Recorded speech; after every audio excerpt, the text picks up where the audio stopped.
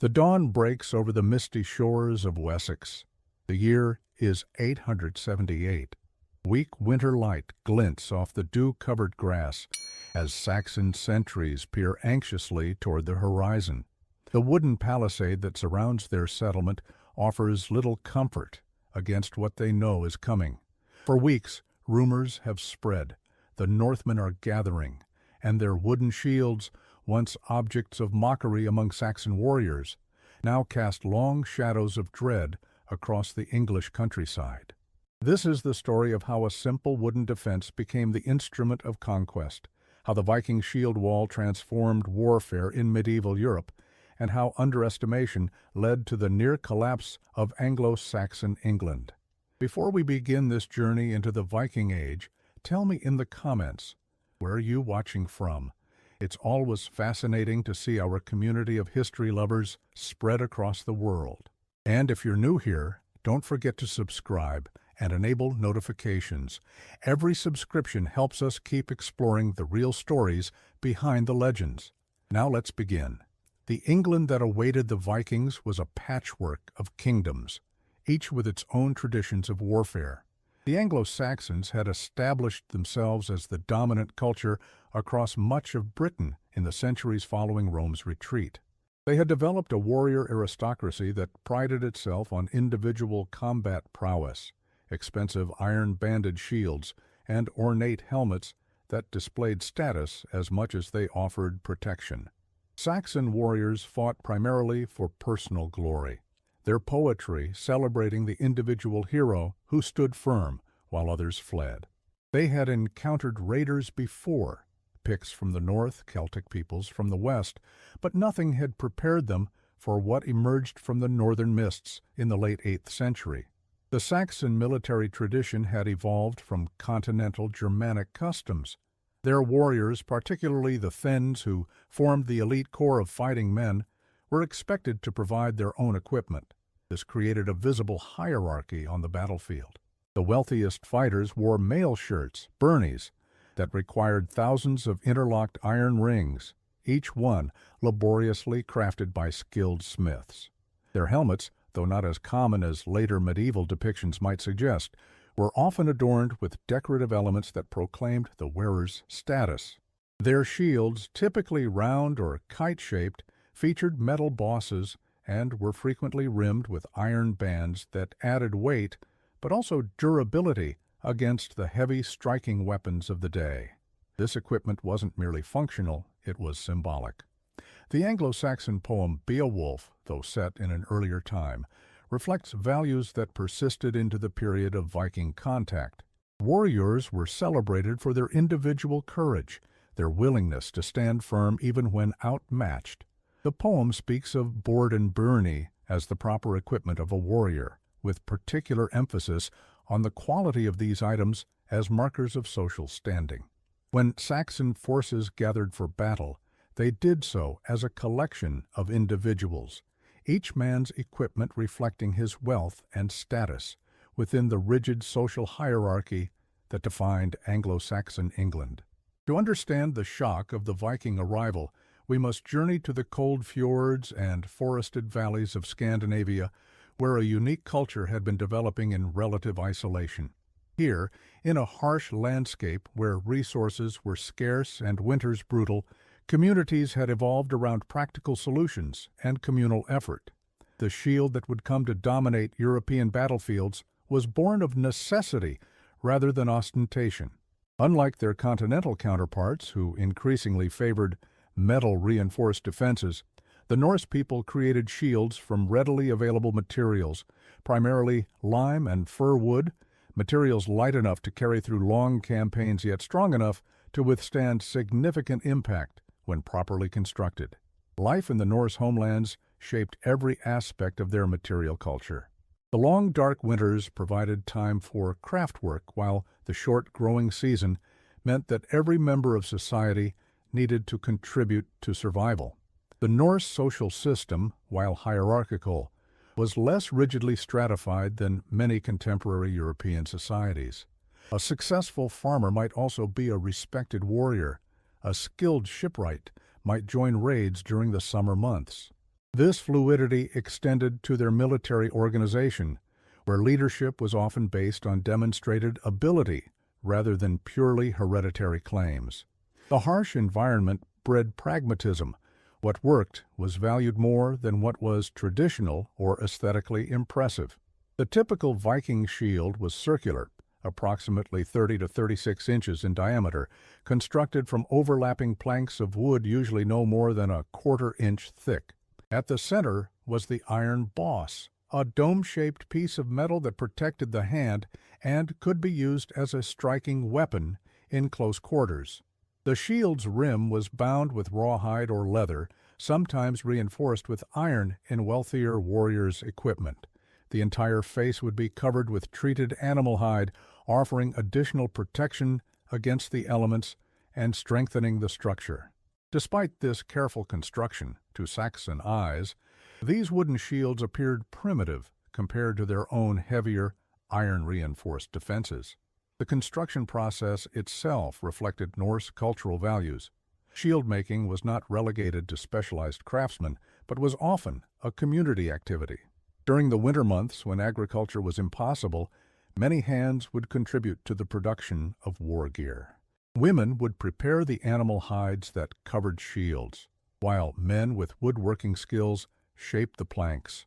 The wooden boards would be carefully selected for straight grain and lack of knots that might create weak points. Archaeological finds from Thorsberg and Gokstad reveal that these shields were often painted in bright colors, red, yellow, black, and white, predominant in the surviving fragments. These weren't merely decorative choices. Brightly colored shields helped maintain unit cohesion during the chaos of battle, allowing warriors to identify their companions even as formations shifted and lines blurred in combat. But the Viking shield was not designed for the individual heroics that dominated Saxon military thinking. It was conceived as part of a system, a collective defense that would transform the nature of early medieval warfare. While Saxon warriors might have sneered at the seemingly flimsy wooden construction, they failed to grasp that Viking military success would come not from individual equipment quality, but from how these shields functioned together. The geological reality of Scandinavia influenced every aspect of Norse society. Much of the region is mountainous, with thin soils and a short growing season. The coastal areas offered better agricultural prospects, but competition for these limited resources was fierce. The sea wasn't merely a barrier, but a highway, the most efficient means of transportation in a landscape where overland travel was often arduous. Norse communities developed around fjords and river mouths, places where ships could land easily and where limited farmland could sustain small populations. These geographic constraints created a society that looked outward by necessity. The social conditions that drove the Vikings from their homeland were complex. Population pressure, limited agricultural land, and political consolidation under ambitious kings all played their part. Young men with no prospect of inheritance looked to the sea. The climate had been relatively favorable in the 8th century, allowing for population growth that the rocky Scandinavian terrain could not sustain. But perhaps most significantly, the fragmented political landscape of Europe presented opportunity. The Carolingian Empire was vast, but thinly stretched. Britain was divided into competing kingdoms. Ireland's monasteries stood largely undefended. For societies that had developed maritime technology allowing unprecedented mobility, the temptation was overwhelming. The longship was the enabling technology of Viking expansion, as crucial to their success as the shield wall would prove on land.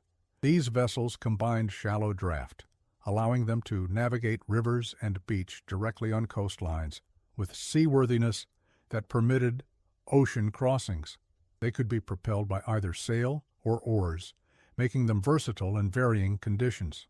Most importantly, they could carry significant numbers of warriors and their equipment rapidly across great distances. The psychological impact of these ships on coastal communities cannot be overstated. They represented a threat that could appear with little warning and vanish just as quickly, leaving devastation in their wake. The first recorded Viking raid on English soil came at Lindisfarne in 793 CE. The Anglo-Saxon Chronicle records with horror how heathen men miserably devastated God's church on Lindisfarne with plunder and slaughter. These initial raids were shocking not just in their violence, but in their speed and precision. Viking longships could appear suddenly from the sea, disgorge warriors who moved with surprising discipline, and vanish before local forces could organize a response. But these early raids gave little indication of the military innovation that would later bring Saxon armies to their knees, the shield wall. Alcuin of York, a prominent Anglo-Saxon scholar at the court of Charlemagne, wrote of the Lindisfarne raid, "Never before has such terror appeared in Britain as we have now suffered from a pagan race. The heathens poured out the blood of saints around the altar and trampled on the bodies of saints in the temple of God, like dung in the streets." This account, while certainly colored by religious perspective, captures the psychological trauma these raids inflicted. The Vikings targeted religious centers not just for their wealth, but because they represented soft targets with minimal defenses. Monasteries were often located in coastal or riverside locations for ease of communication and trade, making them particularly vulnerable to seaborne raiders.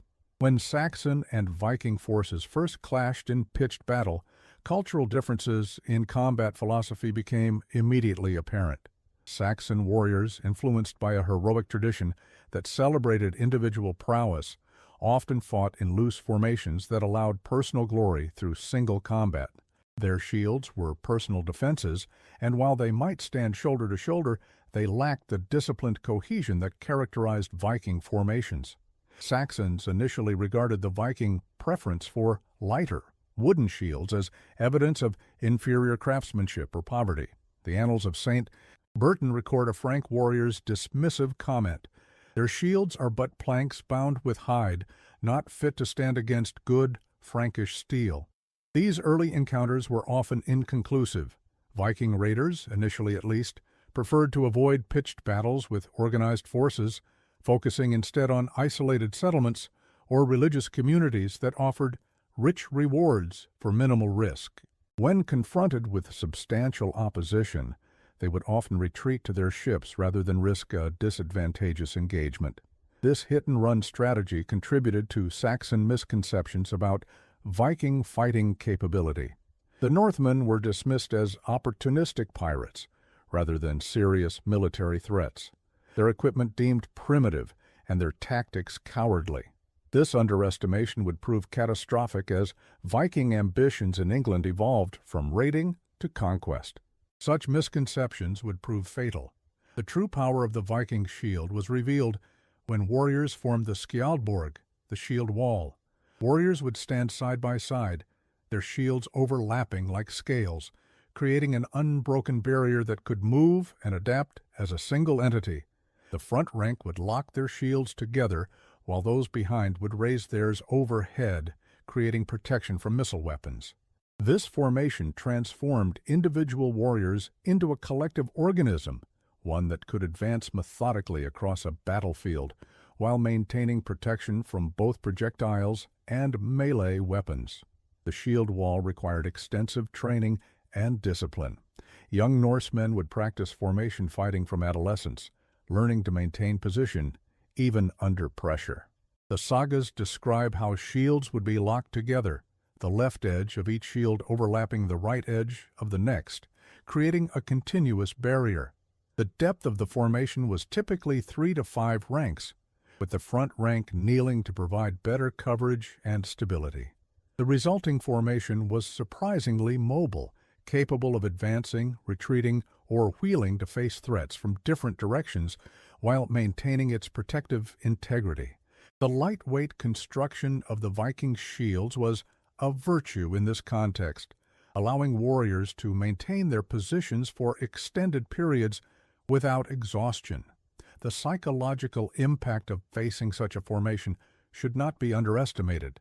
The shield wall did not just protect those behind it, it projected an image of invulnerability.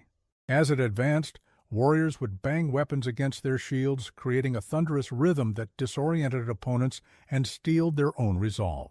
The saga of the Jomsvikings describes how the noise of weapons striking shields was like continuous thunder, and no man could hear another speak, though he shouted with all his might. This psychological warfare was as important as physical protection, creating fear and uncertainty among opponents accustomed to more individualistic combat. Contemporary accounts describe how the Viking shield wall would advance across a battlefield, with a discipline that seemed almost supernatural to opponents accustomed to more individualistic fighting styles. The Frankish annals of St. Bertin describe a Viking force as moving like a wall of iron that neither weapons nor blows could penetrate. This discipline allowed Viking forces to maximize the effectiveness of their weapons. Spears could be thrust through gaps in the shield wall, targeting exposed opponents, while the wielder remained protected. Axes could be swung over the top of the shield line, their long handles allowing strikes from relative safety. The shield wall wasn't merely defensive, it was a platform from which offensive actions could be launched with minimal risk. The shield wall's effectiveness extended beyond direct combat. It provided protection during the crucial approach phase of battle, when warriors would be vulnerable to missile fire. Archers and javelin throwers could inflict significant casualties on forces crossing open ground, but the overlapping shields of the wall, supplemented by shields raised overhead in the rear ranks, created a mobile fortress that minimized these losses. This allowed Viking forces to close distance with enemy formations in good order, preserving their combat power for the decisive moment of contact. The lightweight nature of their shields, initially mocked by opponents, proved advantageous in this context. Warriors could maintain protection while advancing without quickly becoming exhausted by the weight of their equipment. When the great heathen army landed in East Anglia in 865, they brought with them this disciplined approach to warfare that would transform the political landscape of England. The Anglo-Saxon Chronicle records how kingdom after kingdom fell to the Viking advance. At the Battle of York in 866, the Northumbrians were routed despite having superior numbers. The Chronicle simply states that the heathens came to York, and there was an excessive slaughter of the Northumbrians. What it doesn't explain is how this happened, how a numerically inferior force could so decisively defeat a larger one. Archaeological evidence from mass graves associated with conflicts from this period shows patterns of injury consistent with organized, disciplined combat, rather than the chaotic melees typical of earlier warfare. The great heathen army represented something new in the Viking threat to England, a force of sufficient size and organization to contemplate conquest rather than mere raiding. Led by the sons of Ragnar Lodbrok, at least according to later Norse tradition, this army combined warriors from Denmark, Norway, and Sweden into a cohesive fighting force.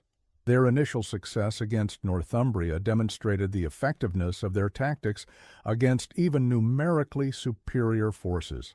The capture of York, one of England's major cities, provided them with a fortified base from which to launch further operations. The Anglo-Saxon kingdoms, accustomed to competing with each other rather than facing an external threat, struggled to mount an effective response.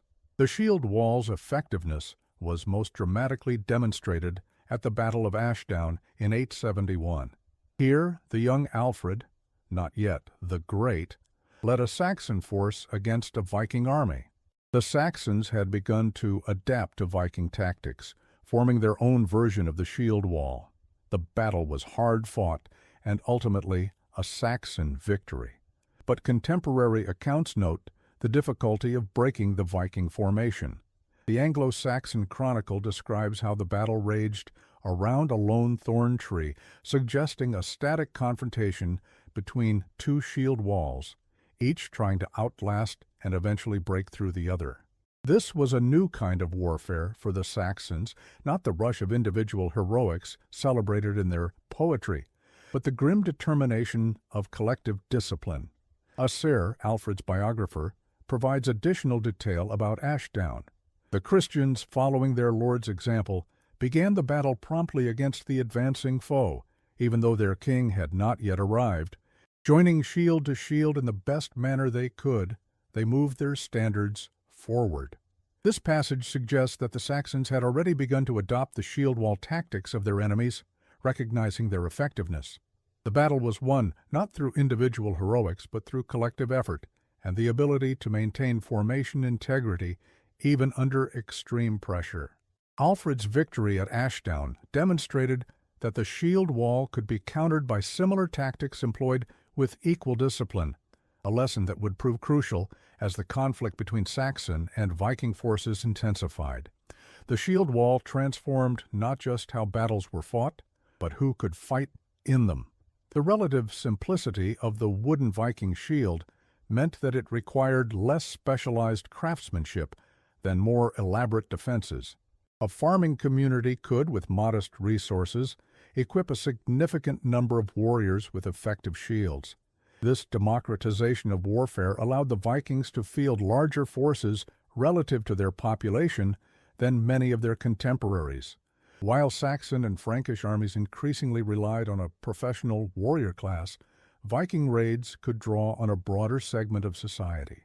The 10th century Arab diplomat Ibn Fadlan observed that every one of them carries an axe, a sword, and a knife, and keeps each by him at all times. This widespread martial readiness, combined with effective defensive tactics, made Viking forces particularly formidable. The shield wall was not an exclusively Viking innovation.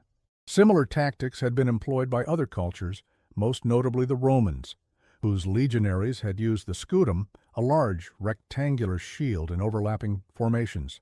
What distinguished the Viking application was how it combined the shield wall with their particular weapons and social organization. The Dane axe, with its long handle and heavy blade, was perfectly suited to be used from behind a shield wall, where its reach allowed strikes from relative safety. The cultural emphasis on collective effort, rather than individual glory, made Norse warriors particularly suited to maintaining the cohesion such formations required. The lightweight shields, often disparaged by opponents, allowed for greater mobility and endurance during extended engagements. As Alfred the Great struggled against continued Viking incursions in the 870s, he recognized the need to adapt to Saxon military practices. The Fyrd, the traditional levy of freemen who formed the bulk of Saxon forces, was reorganized into a more professional standing army, with half the men serving while the other half maintained farms and other essential activities. Training in shield wall tactics became standardized, drawing on the bitter lessons learned from earlier defeats. Alfred's military reforms extended beyond tactics to strategy. He established a network of fortified boors across his kingdom, creating defensive strongpoints that could resist Viking attacks and serve as bases for counteroffensives. By the time of the Battle of Edington in 878, where Alfred decisively defeated the Viking leader Guthrum, Saxon forces had incorporated many elements of Viking military organization while maintaining their traditional strengths. The Treaty of Wedmore that followed Alfred's victory at Edington established the Danelaw, a region of England under Viking rule and legal custom. This arrangement acknowledged the reality that Viking settlement had become permanent in large parts of eastern and northern England. In these regions, Norse customs, including military practices, became integrated with Anglo-Saxon traditions. Archaeological evidence from this period shows a blending of material cultures, with shield designs and weapons showing influence from both traditions. The shield wall, once a foreign innovation that had shocked Saxon warriors, became a standard tactic in English warfare employed by forces regardless of their ethnic composition. As the initial shock of Viking raids gave way to more sustained campaigns and eventual settlement, both sides adapted. The Saxons began to adopt elements of the shield wall tactic, while Viking forces incorporated aspects of continental heavy cavalry as they established themselves in conquered territories. The shield itself evolved, with regional variations appearing as Norse settlers integrated into new territories. In Dublin, archaeological evidence suggests shields with distinctive Irish influence, while those from York show Anglo-Saxon elements. This cross-pollination of military technology reflected the complex cultural exchanges occurring throughout Viking-controlled territories. The nature of combat evolved as both sides adapted to each other's tactics. The initial advantage held by Viking forces through their disciplined use of the shield wall diminished as Saxon warriors adopted similar approaches. Battles became more prolonged affairs of attrition, with shield walls grinding against each other until one side's formation broke. The deciding factors in such engagements were often stamina, morale, and leadership rather than individual fighting skill. Archaeological evidence from battlefield burials shows injury patterns consistent with this style of combat. Many wounds to the upper body and head inflicted from above the shield line, and relatively fewer to the legs and lower torso, which would have been protected by the interlocked shields. The chronicles and sagas that record these conflicts offer tantalizing glimpses of how contemporaries viewed the shield wall. The Anglo-Saxon poem, The Battle of Maldon, describes a confrontation in 991 where Essex ealdorman Byrhtnoth faces a Viking force. The poem captures the disciplined nature of the Viking formation.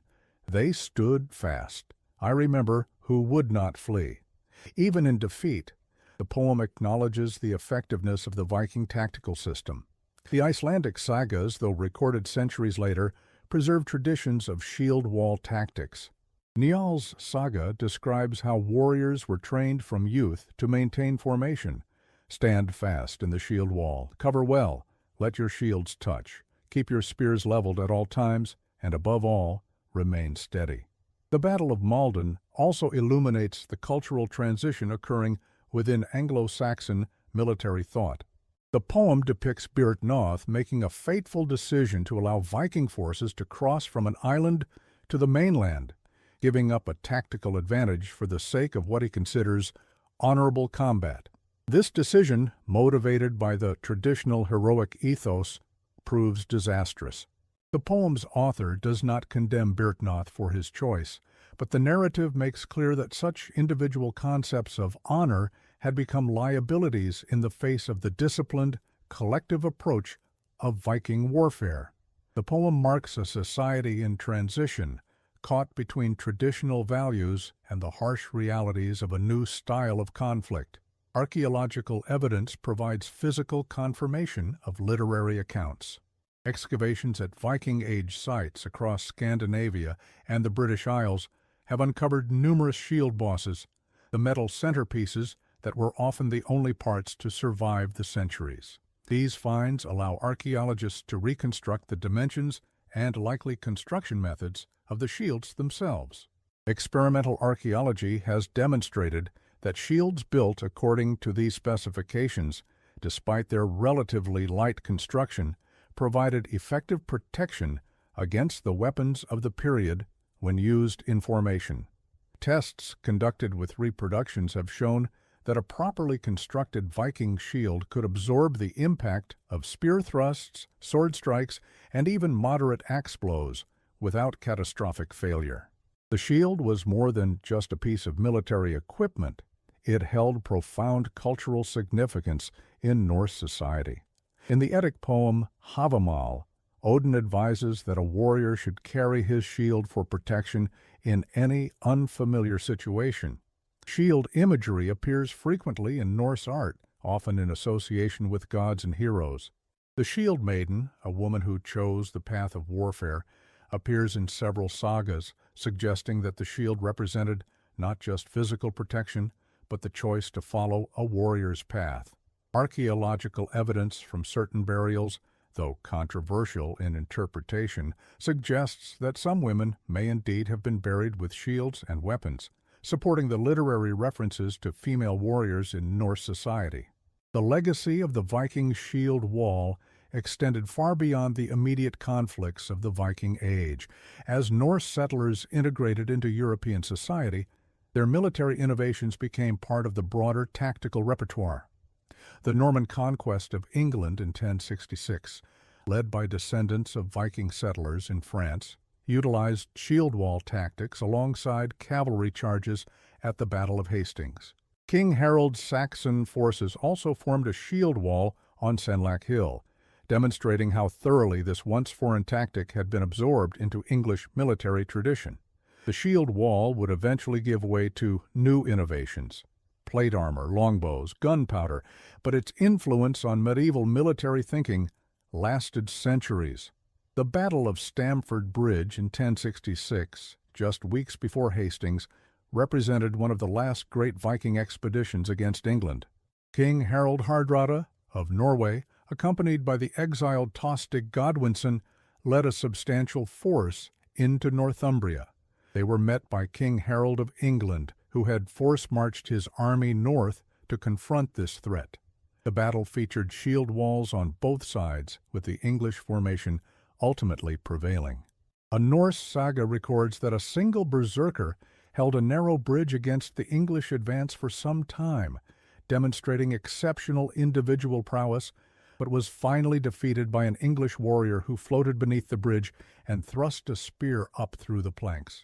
This anecdote, whether historical or legendary, captures the tension between individual heroism and collective tactics that characterize this transitional period in military history. The exhaustion of Harold's forces at Stamford Bridge, followed by their grueling march south to face William of Normandy at Hastings, contributed significantly to the Norman victory that would transform English history. William's forces combined shield wall infantry with cavalry in a hybrid approach that proved devastatingly effective against Harold's tired army. The Bayeux Tapestry depicts the Saxon shield wall as an interlocked formation of kite shields, showing how the basic concept had evolved morphologically while retaining its fundamental principles. William's victory would bring Norman customs to England, but many aspects of Anglo-Saxon and Danish military organization persisted, particularly at the local level, where the Fyrd remained an important institution. Archaeological evidence from ship burials and settlement excavations provides physical testimony to the importance of shields in Viking culture. The Gokstad ship burial, discovered in Norway in 1880, contained 64 shields hung along the ship's sides, symbolic protection for the chieftain's journey to the afterlife. These shields, with their distinctive circular form and central boss, have allowed modern researchers to reconstruct their construction methods. Experiments have demonstrated that a properly made Viking shield, despite its relatively light construction, could effectively absorb significant impact.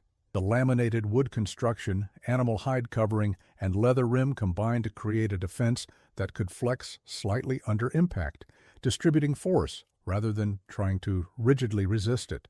The shields found in the Gokstad burial were painted alternately black and yellow, creating a striking visual pattern along the ship's sides. This decorative choice was likely practical, as well as aesthetic. In the chaos of battle, distinctively painted shields would help warriors identify their companions and maintain unit cohesion. Similar patterns have been found on shield fragments from other archaeological sites, suggesting this was a widespread practice. Shield decoration could also indicate social status or regional affiliation, with wealthier warriors able to afford more elaborate designs or rare pigments. Some surviving shield fragments show evidence of figural decoration, including stylized animals from Norse mythology, further emphasizing the shield's role as both practical defense and cultural symbol. Viking shields were typically gripped at the center behind the boss, rather than strapped to the arm, as became common in later medieval practice. This grip allowed for greater maneuverability. The shield could be shifted quickly to respond to threats from different angles or even used offensively, with the metal boss functioning as an improvised weapon in close quarters. The flexibility of this grip system was particularly valuable in the shield wall, where warriors needed to maintain their position in formation while responding to dynamic threats. Experimental archaeology has demonstrated that warriors using center grip shields in a wall formation could maintain protection while employing weapons with their free hand. creating an effective combination of defense and offense.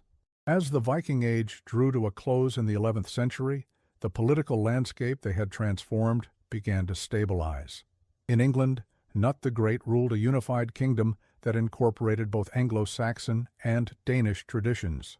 In Normandy, Norse settlers had become fully integrated into Frankish society while maintaining elements of their cultural heritage. The Baltic trade networks they had expanded continued to flourish. The lightweight wooden shield that had once been mocked by Saxon warriors had become the standard defense across much of northern Europe, its effectiveness proven on countless battlefields. The transformation of England under Danish rule represented a complex blending of cultures rather than simple conquest. Knut maintained many Anglo-Saxon institutions and laws while introducing elements of Scandinavian practice. His reign saw the creation of the House Carls, a professional military force that combined elements of both traditions. These elite warriors, equipped with the finest weapons and armor available, formed the core of royal armies throughout the late Viking Age. Their equipment reflected the hybrid nature of the period. Mail armor in the Anglo-Saxon tradition, combined with axes that showed clear Scandinavian influence. Their tactical approach likewise drew from both cultures, maintaining the discipline of the shield wall while incorporating elements of the individual prowess celebrated in both traditions. The end of widespread Viking raiding coincided with broader changes across European society. The consolidation of states under stronger central authorities made opportunistic raids less viable. The adoption of Christianity throughout Scandinavia altered cultural values that had once celebrated raiding. Climate change brought colder conditions, making sea voyages more hazardous. The very success of Viking expansion meant that many potential warriors were now settled on farms across Europe rather than seeking fortune through raiding. The shield wall was gradually replaced by new military innovations: the mounted knight, the professional soldier, the castle garrison. The Little Ice Age that began in the late 13th century had profound effects on Scandinavian society, making agriculture even more challenging in a region already constrained by geography. Norse settlements in Greenland, established during the more favorable climate of the Viking Age, were abandoned as conditions deteriorated. The maritime technology that had enabled Viking expansion was redirected toward trade rather than raiding, with Scandinavian merchants becoming important participants in the commercial networks of the Hanseatic League. Military innovation followed a similar trajectory. The descendants of Viking warriors adapted to new forms of warfare, incorporating heavy cavalry and eventually gunpowder weapons into their armies. The transition from Viking raider to settled farmer or townsman was rarely abrupt. Many Norse settlers maintained elements of their martial culture even as they integrated into their new homes. Archaeological evidence from Viking settlements in England, Ireland, and Normandy shows continued production of traditional weapons and shields, though often with regional variations that reflected local influences. Place names across these regions preserve Norse elements, indicating the significant demographic impact of Viking settlement. Legal customs in the Danelaw region of England retained distinctive Scandinavian features for centuries, creating a hybrid system that reflected the complex cultural exchanges of the period. When we look at our modern world, it's easy to overlook how much we owe to these wooden shields and the tactics they enabled. The Viking expansion shaped the political geography of Europe, influencing everything from place names to legal traditions. Their trade networks connected isolated regions and facilitated cultural exchange that enriched medieval society. Perhaps most significantly, they demonstrated that military success comes not from superior technology, but from how effectively that technology is employed as part of a coherent system. The humble wooden shield, when used in disciplined formation, proved more effective than individually superior equipment used without tactical coordination. Modern archaeological techniques have revealed new insights into Viking Age warfare that were unavailable to earlier generations of scholars. Isotope analysis of skeletal remains from battlefield burials can determine where individuals grew up, allowing researchers to identify the geographic origins of warriors who fell in particular conflicts. DNA analysis provides information about familial relationships and population movements. Ground-penetrating radar has revealed ship burials and other structures without the need for destructive excavation. These techniques have confirmed the diverse nature of Viking forces. Warriors from across Scandinavia and beyond participated in raids and settlements, creating a military culture that incorporated elements from multiple traditions while maintaining the core innovation of the shield wall. The shield wall tactic has been studied by military historians as an example of how discipline and organization can overcome material disadvantages. The Vikings were not the first to employ such formations. The Greek phalanx and Roman testudo represented similar concepts, but their application of the principle with minimal equipment requirements made it particularly significant.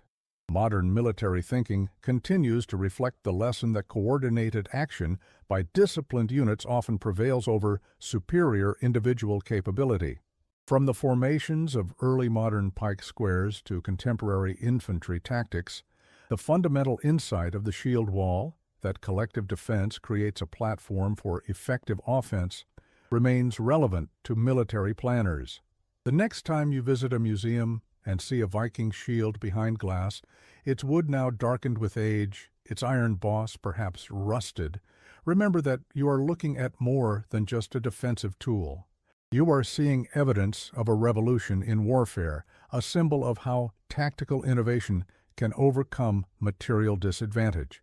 The Saxons who initially laughed at these wooden defenses would learn through bitter experience that the strength of the shield lay not in its materials, but in how it was used. In the hands of disciplined warriors, standing shoulder to shoulder in the shield wall, these simple wooden discs became the instruments that reshaped the power dynamics of early medieval Europe and wrote a new chapter in military history that would influence warfare for centuries to come. The intellectual legacy of the Viking Age extends beyond military matters. Norse exploration reached North America centuries before Columbus, establishing brief settlements in what is now Newfoundland. Their navigational techniques, developed for raiding, enabled trade networks that connected Europe with the wider world. The legal assemblies known as things provided models of governance that influenced later democratic institutions.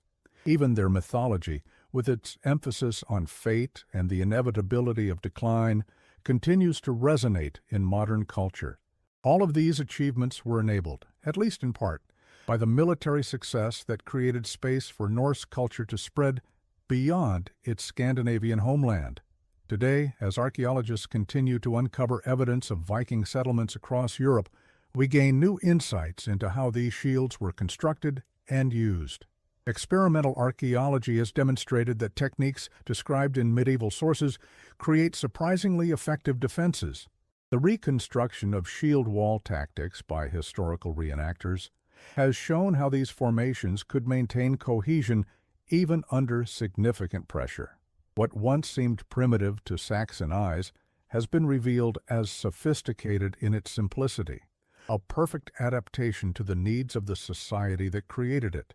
Recent discoveries continue to expand our understanding of Viking warfare. The Trelleborg fortresses in Denmark, with their precise geometric layouts, demonstrate sophisticated military engineering that contradicts earlier views of Vikings as undisciplined raiders. Weapon hoards discovered in the Baltic region have provided new information about the standardization of equipment among Viking forces. Battlefield archaeology at sites like Fulford and Stamford Bridge has yielded evidence of formation fighting consistent with shield wall tactics. Each new find adds detail to our understanding of how these wooden shields, once objects of derision, became the foundation of a military system that transformed medieval Europe. Perhaps there is a lesson here that transcends the specific historical context. Innovation often appears not as dramatic technological leaps, but as novel applications of existing tools. The Vikings did not invent the wooden shield, but they perfected its use as part of a tactical system that maximized its strengths and minimized its weaknesses. They recognized that collective discipline could overcome individual advantage. In a world increasingly defined by technological sophistication, it's worth remembering that how we use our tools can matter more than the tools themselves. The simple wooden shields that once struck fear into the hearts of Saxon warriors stand as testament to this enduring truth. The wooden shields of Viking warriors have long since rotted away, leaving only their metal bosses and occasional fragments preserved in oxygen-poor environments. Yet their impact resonates through history, remembered in sagas, chronicles, and the physical geography of Europe. From the place names of northern England to the DNA of modern populations, from military tactics to literary traditions, the legacy of those who stood in the shield wall continues to shape our world. The Saxons who once laughed at wooden shields would, if they could see through time, be astonished at how profoundly their dismissive attitude would be proved wrong, not just on the battlefields of medieval England, but across the centuries that followed.